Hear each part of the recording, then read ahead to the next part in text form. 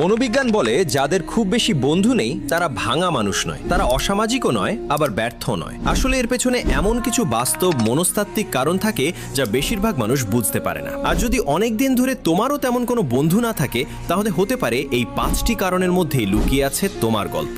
শেষের কারণটি সবচেয়ে বেশি সম্পর্কিত, তাই মিস করো না। 1, ভুয়া মানুষ একদম সহ্য করতে পারো না। যারা সামনে একরকম আর পেছনে আরেক রকম, তাদের তুমি খুব দ্রুত চিনে ফেলো। তাই ভুয়া মানুষের সঙ্গে সময় কাটানোর চেয়ে একা থাকতেই বেশি স্বাচ্ছন্দ্য বোধ করো। 2, সামাজিক মেলামেশায় তোমার মানসিক শক্তি দ্রুত শেষ হয়ে যায়। অনেক মানুষের সঙ্গে কথা বললে তুমি ক্লান্ত হয়ে পড়ো, কারণ তুমি শুধু শোনো না, প্রতিটি কথাই বিশ্লেষণ করো। তাই নিজের শক্তি ফিরে পেতে তোমার একান্ত সময় দরকার হয়। 3, তুমি স্বাধীনভাবে চিন্তা করতে ভালোবাসো। নিজেকে বিনোদন দিতে, নিজের সিদ্ধান্ত নিতে এবং নিজের মতো ভাবতে তুমি সক্ষম। এই স্বাধীন মানসিকতাই তোমাকে অন্যদের থেকে আলাদা করে। 4, বিশ্বাস করতে সময় নাও। তুমি সহজে কাউকে বিশ্বাস করো না, কারণ তুমি বুঝে গেছো সবাই বিশ্বাসের যোগ্য নয়। তাই আগে মানুষকে পর্যবেক্ষণ করো, সময় নিয়ে বোঝার চেষ্টা করো, তারপর সিদ্ধান্ত নাও কে তোমার বন্ধু হওয়ার যোগ্য আর কে নয়। 5, সত্যিটা হলো কম বন্ধু মানেই দুর্বলতা নয়। যদি তোমার বন্ধু কম থাকে, তার মানে এই নয় যে তুমি দুর্বল, বরং এর অর্থ হতে পারে মানুষ বেছে নেওয়ার ক্ষেত্রে তোমার মানদণ্ড অনেক বেশি।